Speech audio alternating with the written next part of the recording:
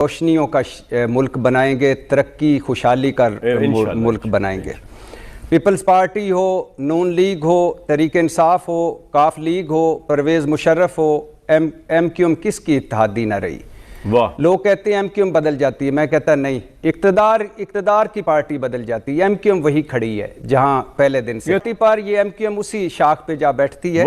اب آ جائیے اس بات پہ, طاہر صاحب نے دو خوبصورت جملے بولے ہیں. ایک, السلام علیکم. میر صاحب صحافت کرو سیاست نہیں. اگر عمران خان کی وکالت کرنی ہے تو تمہیں بھی اڈیالہ بھیج دیتا ہوں. عمران خان نے نوجوانوں کی ذہن سازی کی اور سانحہ 9 مئی ہوا. 9 مئی کے مجرموں کو نشان عبرت بنانا چاہیے. بس یہ کہنا تھا ناظرین. حامد میر کا پارا ہائی ہو گیا. وفاقی وزیر عطا تارڑ کی ایسی چھترول اسٹوڈیو میدان جنگ بن گیا. ناظرین, شو کا رخ اس وقت بدلا جب ارشاد بھٹی کی باری آئی. ارشاد بھٹی نے تارڑ کو نشانے پر رکھ کر ایسی تنقید کی تارڑ کے پسینے چھوٹ گئے. بھٹی کا کہنا تھا تم عمران خان کے جوتے کے برابر بھی نہیں ہو. یہ ناظرین, یہ زبردست اور سنخیز ویڈیو دیکھتے ہیں, پھر اس پر بات کریں گے. چینل سبسکرائب لازمی کر لیں اور بیل آئیکن کو بھی پریس کر دیں تاکہ آئندہ ہر آنے والی ویڈیو آپ تک پہنچ سکے. آپ کی محبت کا شکر گزار ہوں. چلیے ویڈیو شروع کرتے ہیں. کیا ابھی بھی کوئی امکان ہے کہ مسلم لیگ شین بن کے رہے گی؟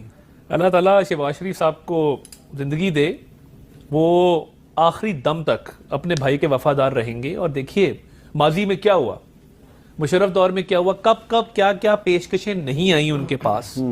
آپشن ہر انسان کے پاس ہوتا ہے.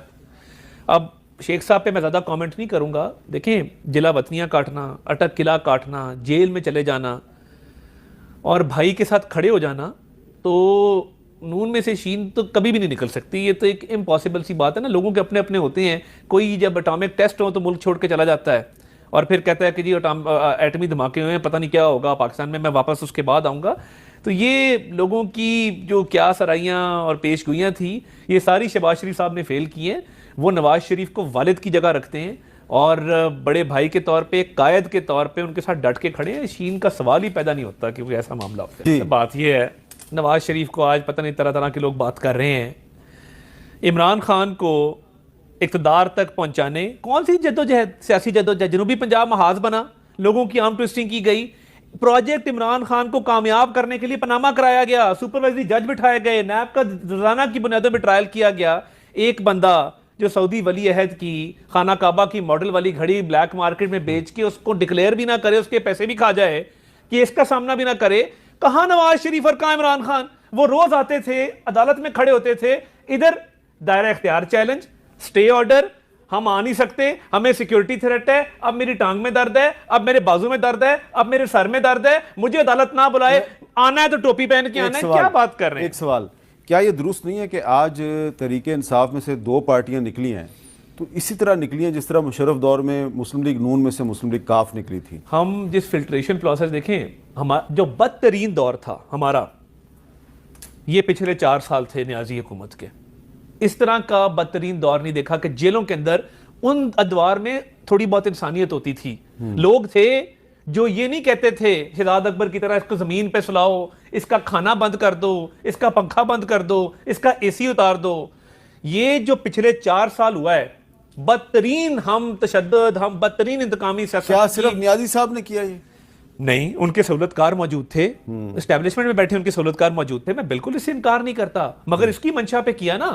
ہماری پارٹی, مجھے بتا دیں ان 4 سال میں ایک بندہ ٹوٹا ہو. جو پنجاب اسمبلی کے 4 لوگ گئے تھے وہ بھی واپس آئے, کیونکہ ہم یہ چیز بھگت چکے تھے. نظریہ تھا, ہماری پارٹی کھڑی ہو گئی. یہ اب یہاں سے 4 لوگ توڑ کے, وہاں سے 4 لوگ توڑ کے, میری 22 سال کی جدوجہد, تو پھر سر پہ ٹوپی پہن کے کوٹ میں نہ آئے, آ کے توشہ خانہ کا حساب دے کہ اس اکاؤنٹ میں پیسے گئے ہیں, یہاں میں نے گھڑی بیچی ہے. دائرہ 6 سال لگے فورن فنڈنگ کو. نواز شریف کو وہ شیر کا بچہ ہے کہ وہ کھڑا ہو کے روز کہتا تھا میں ٹرائل کے لیے تیار ہوں, میرے پہ فرد جرم عائد کرو. یہ ادھر ٹوپی پہن. نون میں سے شین تو نہیں نکلی, لیکن آپ نہیں سمجھتے کہ اس طرح کے دعوے کرنے والے جو ان کی اکڑ نکل گئی ہے؟ تو شاہین ہے بسیرا کر پہاڑوں کی چٹانوں پر. جی شاہین زندہ باد میرے شاہین. سب سے پہلے تو بھائی جان, کراچی کوڑا کرکٹ کا ڈھیر بن چکا, کراچی مکھیوں مچھروں کا شہر بن چکا, کراچی نامعلوم قبروں کا شہر بن چکا, کراچی اغوا تاوان بھتہ خوری گینگ وار کا مرکز بن چکا. اور کراچی پر راج کرنے والی 3 دہائیوں سے زیادہ کراچی پر راج کرنے والی MQM آج مسلم لیگ نون کو پیاری ہوئی اور انہوں نے پھر سے تہیہ کیا کہ ہم اس ملک کو روشنیوں کا ملک بنائیں گے، ترقی خوشحالی کا ملک بنائیں گے۔ پیپلز پارٹی ہو، نون لیگ ہو، تحریک انصاف ہو، کاف لیگ ہو، پرویز مشرف ہو، MQM کس کی اتحادی نہ رہی۔ لوگ کہتے ہیں MQM بدل جاتی ہے، میں کہتا نہیں، اقتدار کی پارٹی بدل جاتی ہے، MQM وہی کھڑی ہے جہاں پہلے دن سے پر یہ MQM اسی شاخ پہ جا بیٹھتی ہے۔ اب آ جائیے اس بات پہ، طاہر صاحب نے 2 خوبصورت جملے بولے ہیں، ایک کہ کوئی ریپ کرے، کوئی فلاں کرے تو اس کو جیل سے تو نہیں نکالنا چاہیے۔ یہ ابھی مجھے کل ہی کا وقت یاد آ رہا ہے کہ جب نواز شریف صاحب اور مریم نواز اندر تھے تو مسلم لیگ نون والے یہی دلائل دے رہے تھے کہ باہر نکالیں ان کو اگر مقابلہ کرنا ہے، تو تحریک انصاف والے یہی دلائل دے رہے تھے کہ بھائی جب لٹ مار کی ہو، پیناما لیکس ہوں، 5 بر اعظموں میں جائیدادیں ہوں، جب آپ حساب نہ دے سکے، منی ٹریل نہ دے سکے تو کیسے باہر نکالیں۔ دوسرا انہوں نے کہا کہ تحریک انصاف نیچرل طریقے سے نہیں بنی، یہ جو PDM بنی تھی نا، میں قربان جاؤں میرے طارق صاحب پر، یہ تو بڑی نیچرل طریقے سے، ہربل طریقے سے بنی تھی اور آرگینک طریقے میں۔ محمود خان اچکزئی بھی تھا اور اس میں مولانا صاحب تھا، اور ایک پارٹی بن کر 3.5 سال رہے اور پھر حکومت بھگتائی۔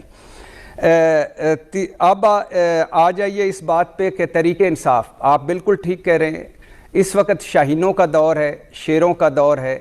اس وقت اس گھڑی تک تحریک انصاف، میں نے بہت دفعہ پہلے بھی کہا ہے کہ کہیں کسی قابل ذکر وہ سائز میں، بہت سارے ifs and buts ابھی ہیں، ابھی بہت کچھ ہونا باقی ہے، بہت کچھ ہوگا ابھی۔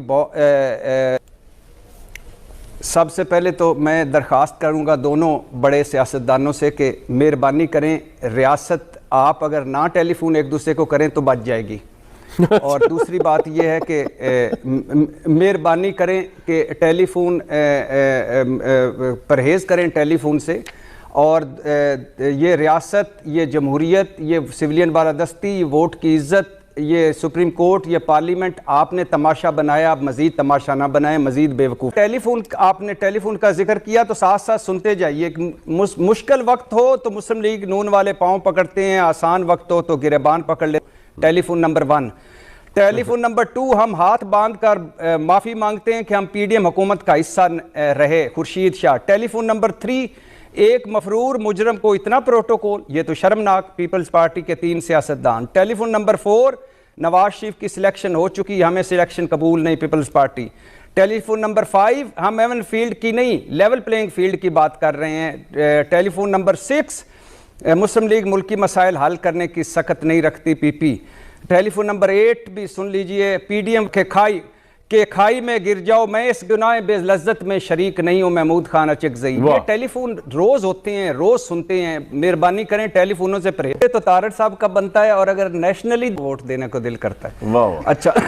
اچھا بھائی جان، میرا سوال یہ ہے کہ صرف میں ایک سوال پوچھنا چاہتا ہوں، وہ یہ ہے کہ اگر عمران خان صاحب سعودی عرب سے UAE طیارے میں ہوتے اور ان کے بابر اوان اسلام آباد ہائی کورٹ میں ہوتے اور وہ پاور آف اٹارنی جمع کرواتے اور توشہ خانہ میں ایک پیشی پہ نہ جاتے اور دونوں عدالتوں سے ریلیف مل جاتا، تو طارق صاحب کیا کہتے؟ اور دوسرا، طارق صاحب کا جو 16 صفحاتی اسلام آباد ہائی کورٹ کا فیصلہ ہے، اس میں پیرا 31 کی طرف توجہ دلانا چاہوں گا، جس میں انہوں نے کہا کہ عطا طارق کی جو پاور آف اٹارنی ہے وہ مینٹینیبل نہیں ہے اور سپریم کورٹس کی ججمنٹس کے اگینسٹ ہے۔ ناظرین، آپ نے ارشاد بھٹی اور عطا طارق کی گفتگو سنی۔ ناظرین، ابھی فیصلہ تو آپ نے کرنا ہے کون سچ بول رہا ہے اور کون جھوٹ بول رہا ہے، کیونکہ سب سے بڑی عدالت ہوتی ہے عوام کی عدالت۔ ناظرین، جیسا کہ آپ کو پتا ہے یہ لوگ کتنا ظلم کر رہے ہیں ایک بندے کے عینی حق کے جو اسے چھینا جا رہا ہے، عمران خان کا۔ ناظرین، آپ یہ بھی جانتے ہیں مہینوں بعد یہ لوگ عمران خان کی فیملی اور اس کے وکلاء کی ملاقاتیں کراتے، حالانکہ وہ اس کے آئینی اور قانونی حق کے۔ ناظرین اتنا ظلم کرو جتنا کل کو آپ برداشت کر سکو۔ ناظرین کوئی بھی دودھ کا دھلا نہیں ہے، غلطی ہر انسان سے ہوتی ہے، عمران خان سے بھی۔ عمران خان کو ایسا نہیں کرنا چاہیے تھا، جو مریم نواز اور اس کے والد کو جیل میں ڈالا تھا وہ غلط تھا۔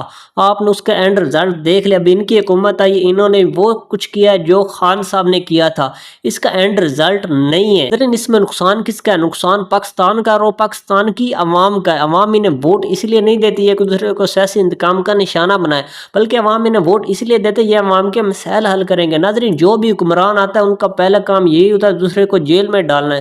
بس پاکستان میں یہی کام رہ گئے کہ دوسرے کو جیل میں ڈالنا ہے۔ ناظرین ان کو 5 سال ملتے ہیں، ان کو چاہیے عوام کی خدمت کرے، کیونکہ 5 سال بعد پھر الیکشن آئیں گے، پھر یہ کس منہ سے ووٹ مانگیں گے؟ کیا ان کے پاس ریزن ہوگا؟ جو بھی حکمران آتا ہے اس کو حکومت کرنے ہی نہیں دی جاتی، اس کو یہی خطرہ ہوتا ہے میری حکومت نہ چلی جائے۔ ان کو چاہیے ایک آئین اور ترمیم پاس کرائے جس میں لکھا ہو کوئی بھی ایک دوسرے کی ٹانگیں نہیں کھینچیں گے، جس کی بھی حکومت بنے وہ اپنا 5 سال پورے کرے گا۔ ناظرین اس کے بعد ہی وہ بندہ کام کر سکتا ہے، کیونکہ اس کے بعد اس کو ڈر نہیں رہے گا، اس کا بس ایک ہی فوکس ہوگا اپنے ملک کو آگے لے کے جانا ہے۔ آپ یہ بھی جانتے ہیں پاکستان میں بے روزگاری اور مہنگائی عروج پہ، اس میں پاکستان کی غریب عوام مہنگائی کی چکی میں پیس رہے ہیں۔ ہمارے سیاستدانوں کو چاہیے اپنی سیاسی لڑائیاں چھوڑ کر اپنے ملک پر فوکس کرے۔ دعا ہے ناظرین اللہ تعالیٰ پاکستان کو ایک ایسے لیڈر دے جو پاکستان کو اس مقام پر لے جائے جو ہر پاکستانی چاہتا ہے۔ انشاءاللہ وہ دن ضرور آئے گا۔ لیکن آپ بھی اپنی رائے کمنٹ میں ضرور دیا کریں، آپ کی رائے ہمارے لیے بہت معنی رکھتی ہے۔ اگر ویڈیو پسند ہے ویڈیو کو لائک کر دیں، چینل کو سبسکرائب لازمی کر لیں اور بیل آئیکن کو بھی پریس کر دیں تاکہ آئندہ ہر آنے والی ویڈیو اب تک پہنچ سکے۔ کہ محبت کا شکر گزار ہوں، ملتے ہیں ایک نیو ویڈیو میں، تب تک اپنے میزبان کو دیجیے اجازت۔ اللہ حافظ۔ پاکستان زندہ باد۔